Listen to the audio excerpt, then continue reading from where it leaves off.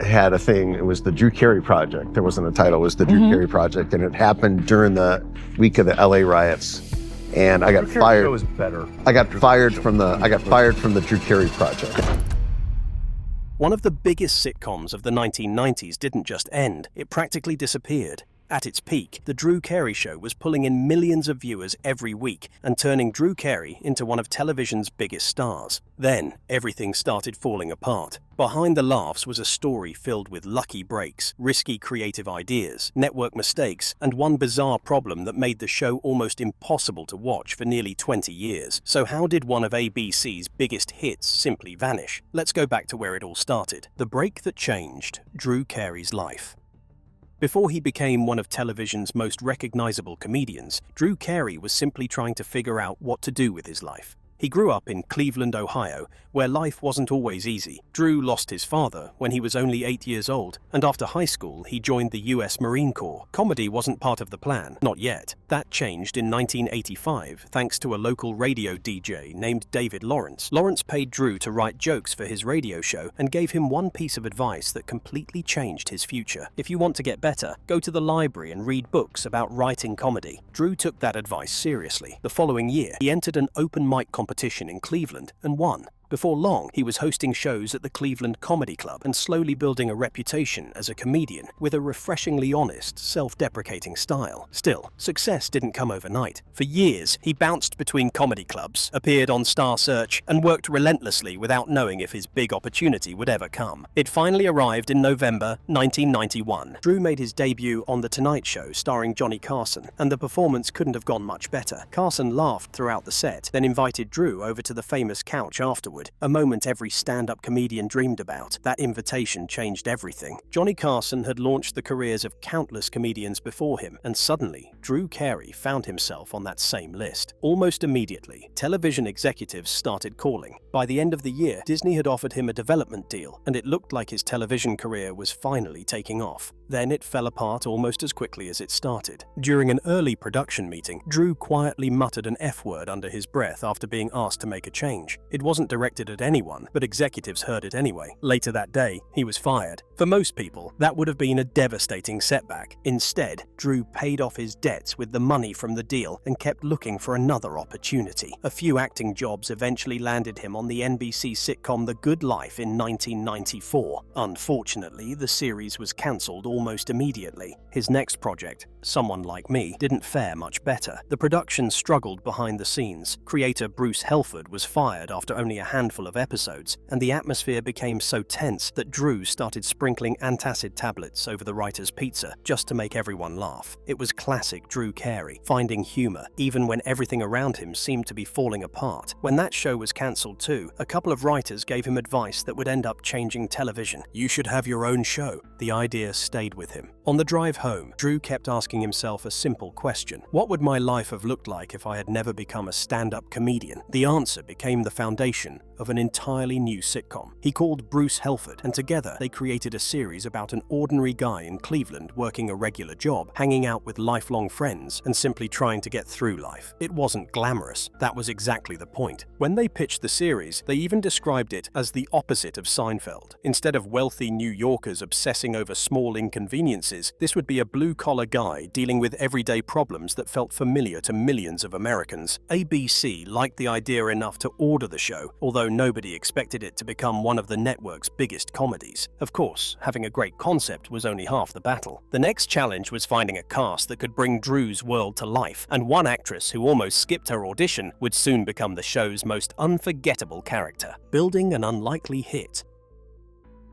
With a BC officially on board, the next challenge was finding the right people to bring Drew's world to life. The show wasn't built around glamorous characters or over-the-top personalities. It needed actors who felt like people you might actually know. Ryan Stiles was cast as Lewis, Drew's sarcastic best friend. Dedrick Bader joined as the lovable but dim-witted Oswald, while Krista Miller landed the role of Kate, Drew's longtime friend and occasional love interest. The chemistry was there almost immediately, but one casting casting decision nearly turned out very differently. A character named Mimi Bobek was originally written for just a single scene in the pilot. She was supposed to be a loud job applicant who threatened to sue the department store after being rejected because of her outrageous makeup. That was it. One appearance, and she was gone. Then Kathy Kinney walked in. Her performance was so funny that both the producers and the audience wanted more. Instead of disappearing after one scene, Mimi was hired as an employee at Winfred Lauder, turning her into Drew's colourful office rival. Before long, their constant back and forth became one of the biggest highlights of the series.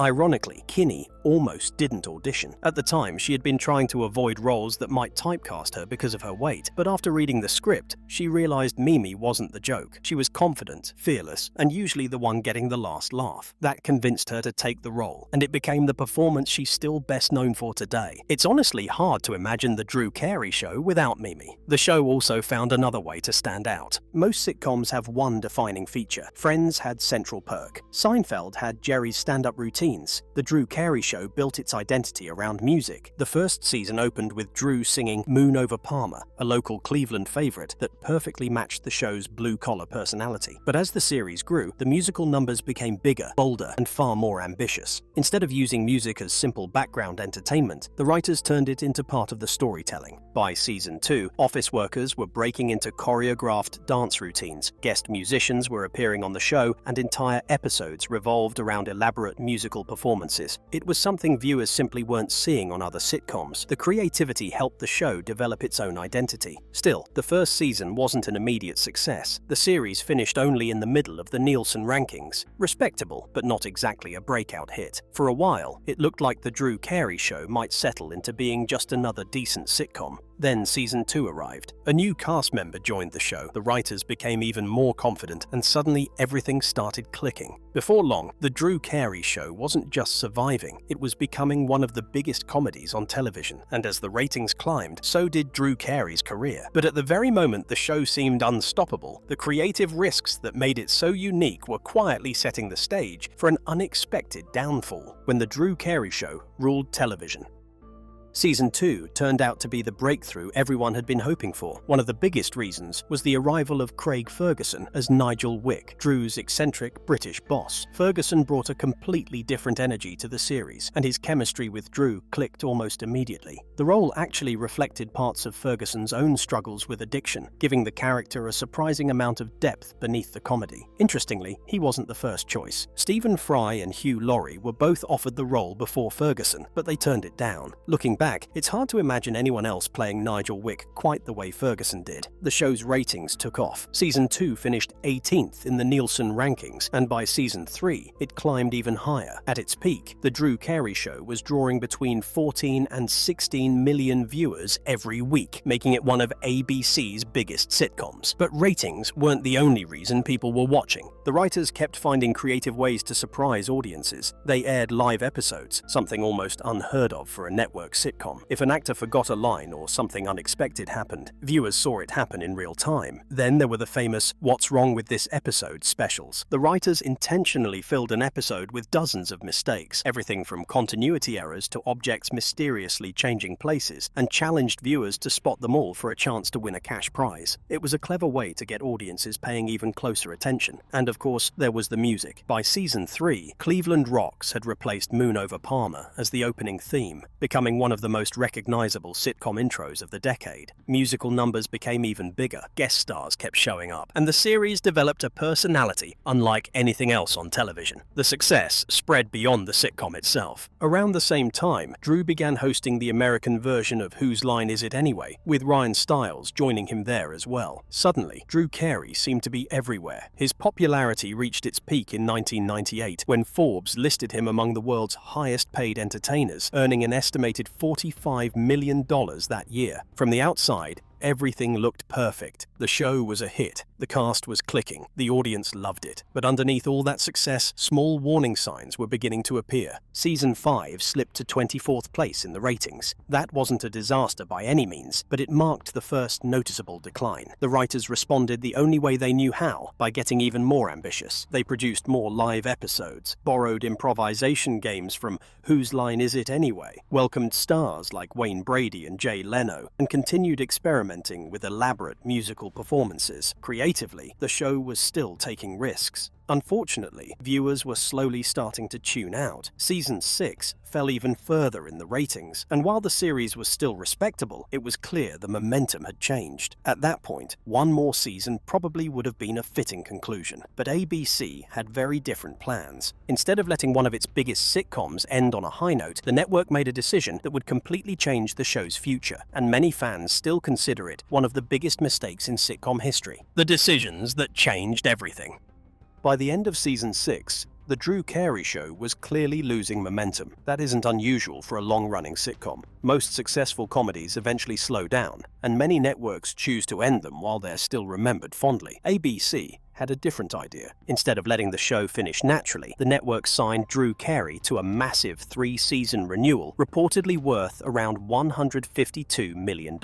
At first glance, it looked like a huge victory. Drew had secured one of the biggest television deals of the era, and the show was guaranteed to continue. The problem? The ratings were already slipping. Instead of stopping at the right time, the series was now locked into 3 more seasons, whether viewers stayed or not. Almost immediately, the decline accelerated. Season 7 dropped to 56th place in the Nielsen rankings. That would normally raise serious concerns at any network, but because of the contract, ABC couldn't simply pull the plug. Then came another decision that made things even worse. For season 8, ABC moved The Drew Carey Show to Monday nights, directly against Monday Night Football. It was a scheduling move that made very little sense. Football aired live across the country, while sitcom schedules varied by time zone. In many markets, football games ran long, causing The Drew Carey Show to be delayed or preempted entirely. Viewers never knew exactly when, or sometimes even if, the show would air. The ratings took a massive hit. Season 8 plunged all the way to 119th place, losing nearly half of its audience from the previous year. As if that wasn't enough, Krista Miller left the series to join Scrubs, working with her husband, Bill Lawrence. Losing one of the show's original stars only added to the feeling that the series was winding down. ABC eventually pulled the show from its regular schedule and quietly aired the remaining episodes during the summer of 2003. For many sitcoms, that would have been the end, but because of the expensive renewal deal, ABC still owed viewers one more season. Instead of giving the series a proper farewell, the network burned off all 26 episodes of season 9 during the summer of 2004. Many episodes aired out of production order, making the final season feel even more disconnected. By then, only around 3 million viewers were tuning in each week. The series finale aired on September 8th, 2004, attracting just over 5 million viewers, a surprisingly quiet ending for a sitcom that had once been one of television's biggest hits. It was a disappointing way to say goodbye. But as strange as the ending was, an even stranger chapter was about to begin. Most successful sitcoms continue living through reruns, DVDs, and eventually streaming services. The Drew Carey Show did something almost unheard of. It simply disappeared. And the reason had nothing to do with ratings. The sitcom that vanished for 20 years.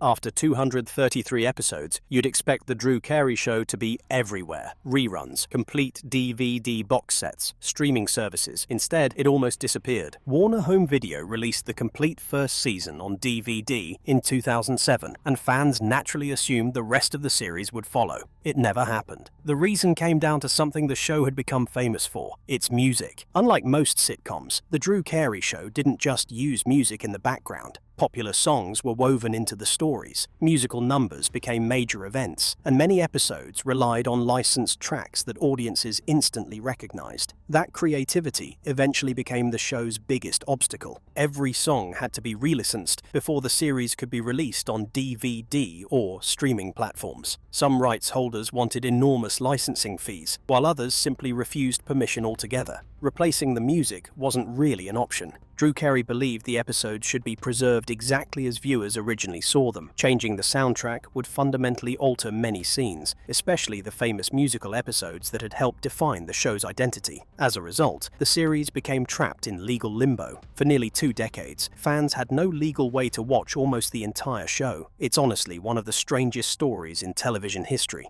Most sitcoms slowly fade from public memory because people lose interest. The Drew Carey Show stayed out of sight because people couldn't find it.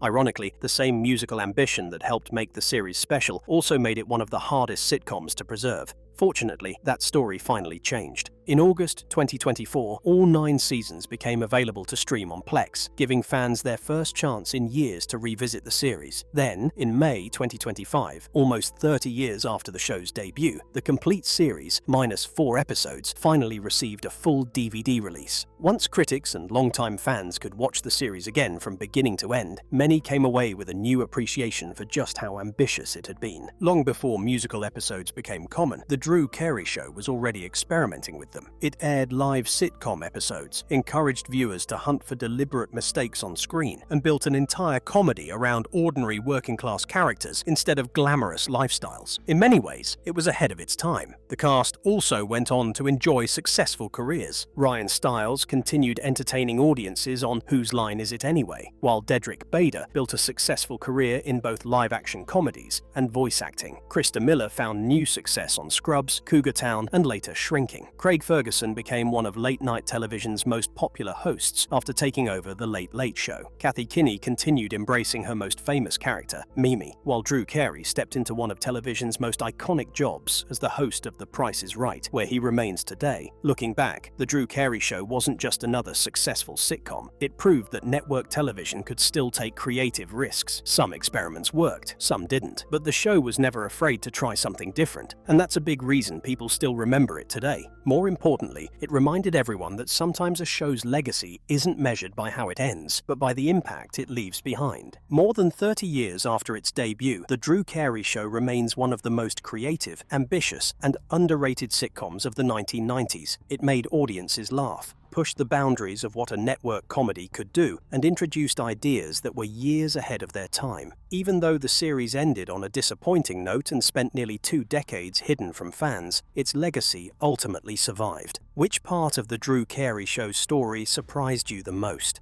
Let us know in the comments below. If you enjoyed this video, don't forget to like, subscribe, and turn on notifications for more retro TV deep dives. Thanks for watching.